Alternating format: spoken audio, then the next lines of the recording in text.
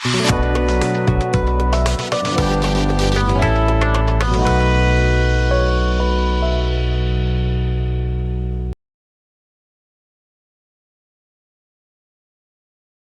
दोस्तों, देखते हैं हम अगले पठार के बारे में। इसके पहले हम दो पठार के बारे में बात कर लिए, नर्मदा सोन घाटी और मालवा के पठार के बारे में बात की। मालवा का पठार पहला बड़ा पठार था, क्रम के अनुसार नर्मदा सोन घाटी दूसरा पठार था। तो चलिए अब बात करते हैं हम क्रम से तीसरे पठार के बारे में। तो हमारा तीसरा पठार है सतपुड़ा मैकाल श्रेणी। सतपुड़ा मैकाल श्रेणी जैसा देख रहे हैं यहाँ पे आप, और स्थिति में यहाँ पे मैप में दर्शाया गया सतपुड़ा मैकाल श्रेणी, जो मध्य प्रदेश के दक्षिण में अवस्थित है। तो सतपुड़ा मैकाल श्रेणी की बात करेंगे। हमारे तीसरे क्रम का पठार है सतपुड़ा मैकाल श्रेणी। सतपुड़ा मैकाल श्रेणी को 3 वर्गों में विभाजित किया जाता है। सतपुड़ा मैकाल श्रेणी के विस्तार की बात करते हैं तो सतपुड़ा मैकाल श्रेणी का विस्तार कहाँ से शुरू होता है और कहाँ पे खत्म होता है। तो हम बात करेंगे सतपुड़ा मैकाल श्रेणी का विस्तार कहाँ से प्रारंभ होता है। सतपुड़ा मैकाल श्रेणी का विस्तार जो होता है गुजरात के राजपीपल्या की पहाड़ी से प्रारंभ होता है। गुजरात के राजपीपल्या की पहाड़ी से स्टार्ट होकर बड़वानी की अखराणी श्रेणी होते हुए ये बुरहानपुर तक जाता है। फिर धीरे धीरे ये मैकाल श्रेणी अमरकंटक अनूपपुर होते हुए ये इधर छत्तीसगढ़ में मिल जाता है। तो हम बात करेंगे मध्य प्रदेश में मैकाल श्रेणी कितने भागों में विभाजित है। तो मध्य प्रदेश में इसके 3 भाग पड़ते हैं, पश्चिमी सतपुड़ा, पूर्वी सतपुड़ा और मैकाल श्रेणी। तो पश्चिमी सतपुड़ा के अंतर्गत क्या आ जाएगा, पश्चिमी सतपुड़ा का विस्तार की बात कर लेंगे। तो पश्चिमी सतपुड़ा का विस्तार जैसे कि हमने बताया गुजरात के राजपीपल्या से चालू होता है, बड़वानी की अखराणी श्रेणी होती है, बुरहानपुर दर्रे तक इसका विस्तार होता है। किसका, सतपुड़ा मैकाल श्रेणी के पश्चिमी यानी सतपुड़ा मैकाल श्रेणी के अंतर्गत पश्चिमी सतपुड़ा का विस्तार गुजरात की राजपीपल्या से बड़वानी की अखराणी श्रेणी और बुरहानपुर दर्रे तक होता है। अब बात करेंगे पूर्वी सतपुड़ा की। तो पूर्वी सतपुड़ा के अंतर्गत आ जाएगा खंडवा, होशंगाबाद, बैतूल और छिंदवाड़ा। 4 जिले आ जाएंगे पूर्वी सतपुड़ा के अंतर्गत। मध्य प्रदेश के 4 जिले पूर्वी सतपुड़ा के अंतर्गत आ जाएंगे। और मैकाल श्रेणी के अंतर्गत आ जाएगा सिवनी और बालाघाट। सिवनी और बालाघाट 2 जिले मैकाल श्रेणी के अंतर्गत आ जाएंगे। तो सतपुड़ा मैकाल श्रेणी के अंतर्गत देखिए हमने पश्चिमी सतपुड़ा, पूर्वी सतपुड़ा और मैकाल श्रेणी। अब सतपुड़ा पर्वत श्रेणी के बारे में देखिए हमने। तो अब देखेंगे इसके क्षेत्रफल के बारे में, इसका विस्तार के बारे में। कृषि कौन सी है यहाँ पे, कृषि किसकी कृषि की जाती है, कौन सा फसल का उत्पादन हो जाता है, वर्षा कितनी होती है, यहाँ पे जिले कौन कौन से, इसका निर्माण, खनिज और फसल जनजाति के बारे में हम देखते हैं। तो बात करते हैं सबसे पहले इसके क्षेत्रफल की। तो इसका क्षेत्रफल कितना है, तो इसका क्षेत्रफल देखते हैं। सतपुड़ा मैकाल श्रेणी का क्षेत्रफल है 34,000 वर्ग किलोमीटर। 34,000 वर्ग किलोमीटर सतपुड़ा मैकाल श्रेणी का क्षेत्रफल है, जो मध्य प्रदेश के कुल क्षेत्रफल का 11% भाग सतपुड़ा मैकाल श्रेणी के अंतर्गत आता है। अब इसकी आगे की बात करेंगे, इसमें नदियां कौन कौन सी प्रभावित होती है। सतपुड़ा मैकाल श्रेणी देख रहे हैं मध्य प्रदेश के दक्षिण में स्थित है। मध्य प्रदेश के दक्षिण में सतपुड़ा मैकाल श्रेणी स्थित है और यहाँ से ताप्ती, पेंच और वैनगंगा नदी प्रवाहित होती है। ताप्ती बैतूल जिले से प्रभावित होती है, पेंच वैनगंगा नदी बालाघाट जिले के सिवनी जिले के परसवाड़ा पठार से उद्गमित होती है। तो ये जो तीनों नदियां हैं सतपुड़ा मैकाल श्रेणी से होकर के प्रवाहित होती है। बात करेंगे वर्षा।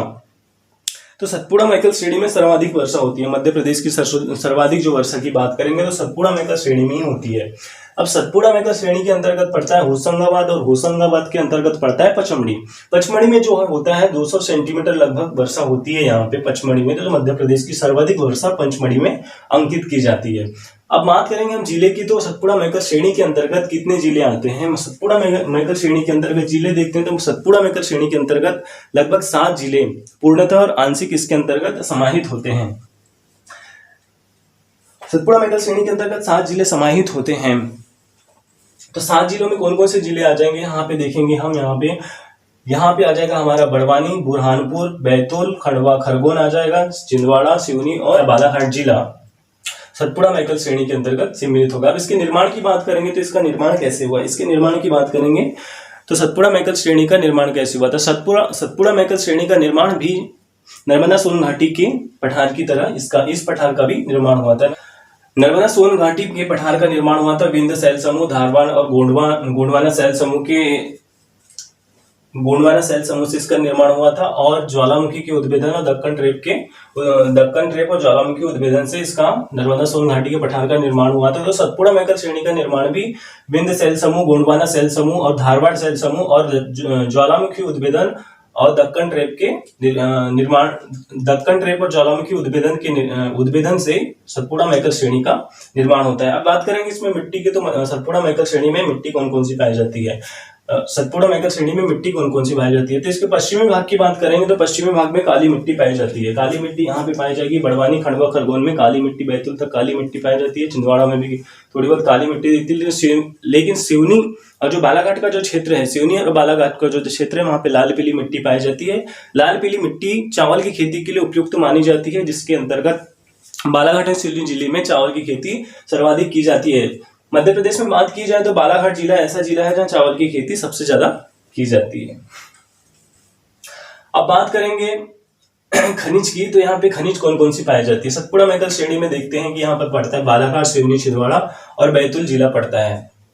बैतूल, खंडवा, खरगोन और बड़वानी जिला पड़ता है। तो खनिज की बात करेंगे जो तांबा और मैंगनीज है, बालाघाट जिले के अंतर्गत जो पड़ता है अपना मलाजखंड में मिलता है सबसे ज्यादा तांबा, और बालाघाट जिले के अंतर्गत ही आता है भरवेली, जहां मिलता है हमको मैंगनीज। कोयले की बात करें तो कोयला जो होता है अपने छिंदवाड़ा जिले में सर्वाधिक कोयला पाया जाता है, और ग्रेफाइट की बात करें तो ग्रेफाइट जो होता है बैतूल जिले में पाया जाता है। फसल की बात करेंगे तो काली मिट्टी वाला जो क्षेत्र है वहां पे कपास, सोयाबीन और गेहूं के लिए उपयुक्त मानी जाती है काली मिट्टी, तो काली मिट्टी की खेती होगी। और लाल मिर्च की बात करेंगे तो खरगोन में लाल मिर्च की खेती सर्वाधिक मात्रा में की जाती है। और चावल तो देखेंगे हम, पूर्वी भाग में चावल की खेती की जाती है, अपने सिवनी और बालाघाट के क्षेत्र में चावल की खेती की जाती है।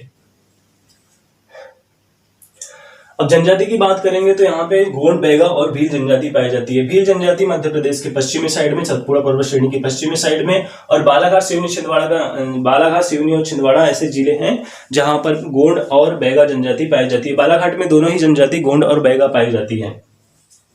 अब सर्वोच्च पर्वत श्रेणी की बात करेंगे तो होशंगाबाद जिले के अंतर्गत ही पचमढ़ी आता है। पचमढ़ी में ही सर्वाधिक ऊंची चोटी धूपगढ़, जो मध्य प्रदेश की सर्वाधिक ऊंची चोटी है, जिसकी ऊंचाई 1350 मीटर है। इसकी ऊंचाई 1350 मीटर, जो होशंगाबाद जिले के पचमढ़ी क्षेत्र के अंतर्गत आता है। मध्य प्रदेश की सर्वाधिक ऊंची चोटी है, जो सतपुड़ा मैकल श्रेणी के अंतर्गत आता है। अब बात करेंगे हम अगले पठार की, तो अपना अगला पठार होता है मध्य भारत का पठार। मध्य भारत का पठार आप देख रहे हैं यहाँ पे चौथे नंबर का पठार है, जिसके अंतर्गत चंबल क्षेत्र आता है, मंदसौर, नीमच और ग्वालियर का चंबल क्षेत्र के अंतर्गत ग्वालियर, भिंड, मुरैना, श्योपुर इसके अंतर्गत शामिल किए जाते हैं मध्य भारत के पठार के अंतर्गत। अब बात करेंगे मध्य भारत के पठार के अंतर्गत का क्षेत्रफल क्या, जिले, निर्माण, नदियां, फसल, वर्षा, जलवायु, मिट्टी, वन और खनिज के बारे में बात करते हैं। तो पहले बात करते हैं क्षेत्रफल के बारे में। इसका जो क्षेत्रफल है 32,896 वर्ग किलोमीटर है। 32,896 वर्ग किलोमीटर के साथ 10.7%। मध्य प्रदेश के कुल क्षेत्रफल का 10.7% मध्य भारत के पठार में अवस्थित है। अब बात करेंगे जिले की, तो जिले इसमें 8 जिले पूर्णतः आंशिक रूप से पाए जाते हैं। जैसे बात की हमने नीमच, मंदसौर, श्योपुर, भिंड, मुरैना, ग्वालियर के ग्वालियर जो जिले हैं पूर्ण तो आंशिक रूप से, दतिया का भी कुछ भाग इसमें शामिल होगा, पूर्ण तो आंशिक रूप से इसमें शामिल होते हैं। अब बात करेंगे इसमें निर्माण की, तो इसका निर्माण कैसे हुआ। इसका निर्माण विंध्य शैल समूह और जो चंबल की नदियों द्वारा बहाकर लाई जाती है जलोढ़ मिट्टी के कारण इसका निर्माण हुआ। इस कारण इसका एक और नाम, चंबल का उप आंध्र प्रदेश के भी नाम से मध्य भारत के पठार को जाना जाता है। मध्य भारत के पठार का एक और उपनाम है, चंबल का उप आंध्र प्रदेश के नाम से इसको जाना जाता है। तो चलिए देखते हैं हम आगे इसके बारे में। निर्माण की बात की, अब बात करें यहाँ नदियां कौन कौन सी प्रवाहित होती है। तो मध्य भारत के पठार की बात करें तो मध्य भारत के पठार में हमारी चंबल, सिंध, पार्वती और कूनो नदियां प्रवाहित होती है। चंबल नदी जो पड़ती है ग्वालियर, भिंड, मुरैना, श्योपुर में ये प्रवाहित होगी। और अपन सिंध, पार्वती की बात करेंगे तो ग्वालियर का कुछ क्षेत्र पड़ता है, यहाँ पे शिवपुरी का क्षेत्र पड़ता है, यहाँ से सिंध, पार्वती और कूनो नदियां प्रवाहित होती है। बात करेंगे फसल की, तो यहाँ फसल कौन कौन सी होती है। फसलों की बात की जाए तो यहाँ उत्तर में यहाँ पे हमारा पड़ता है मुरैना जिला। फसल की बात करें तो उत्तर में हमारा मुरैना जिला पड़ता है, जो मध्य प्रदेश का सबसे उत्तरी जिला है। यहाँ पे सरसों की खेती सर्वाधिक होती है, जिसके कारण सरसों जिला की संज्ञा भी मुरैना को दी गई है। अब इसके बाद बात करें कि ज्वार, बाजरा, मक्का और गेहूं की भी यहाँ पे खेती की जाती है। ज्वार, बाजरा, गेहूं और मक्का की भी खेती सरसों के साथ साथ यहाँ पे मध्य भारत के पठार में की जाती है। वर्षा की बात करें तो यहाँ पे वर्षा 50 से 75 सेंटीमीटर वर्षा होती है। वर्षा बहुत कम होती है। चंबल क्षेत्र में सर्वाधिक कम वर्षा उत्तर के यानी मध्य भारत के पठार में, मध्य प्रदेश के उत्तर में सर्वाधिक कम वर्षा होती है। 50 से 75 सेंटीमीटर वर्षा यहाँ पे आंकलित की जाती है। अब जलवायु की बात करेंगे तो जलवायु यहाँ की शुष्क उष्ण कटिबंधित है। शुष्क उष्ण कटिबंधी है क्योंकि वर्षा कम होगी तो यहाँ पे जो जलवायु है वो भी शुष्क होगी। अब बात करेंगे यहाँ की मिट्टी की, तो मिट्टी जलोढ़ और दोमट मिट्टी है। अधिकांशतः जलोढ़ मिट्टी है क्योंकि नदियां बहुत प्रभावित होती है। चंबल नदी के प्रभावित होने के कारण दोमट मिट्टी सर्वाधिक मात्रा में पाई जाती है। वह जलोढ़ मिट्टी सर्वाधिक पाई जाती है और साथ में दोमट मिट्टी भी यहाँ पे पाई जाती है।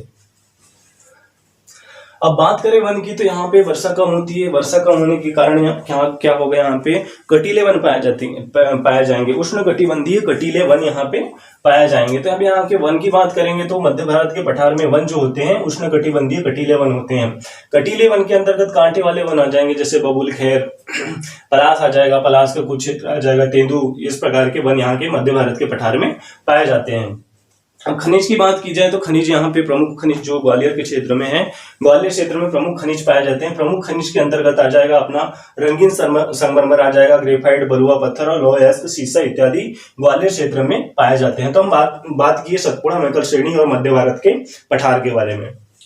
तो इस प्रकार हमारा सतपुड़ा, मैकल श्रेणी और मध्य भारत का पठार कंप्लीट हो जाता है। इसके बाद हम देखेंगे 5वें नंबर के पठार के बारे में। 5वां नंबर का पठार हमारा रीवा पन्ना का पठार है, उसके बाद बुंदेलखंड का पठार है और 7वें नंबर का पठार है बघेलखंड का पठार। अब तो हम आगे देखेंगे बुंदेलखंड पठार के बारे में, बघेलखंड पठार के बारे में और रीवा पन्ना के पठार के बारे में हम आगे बात करेंगे।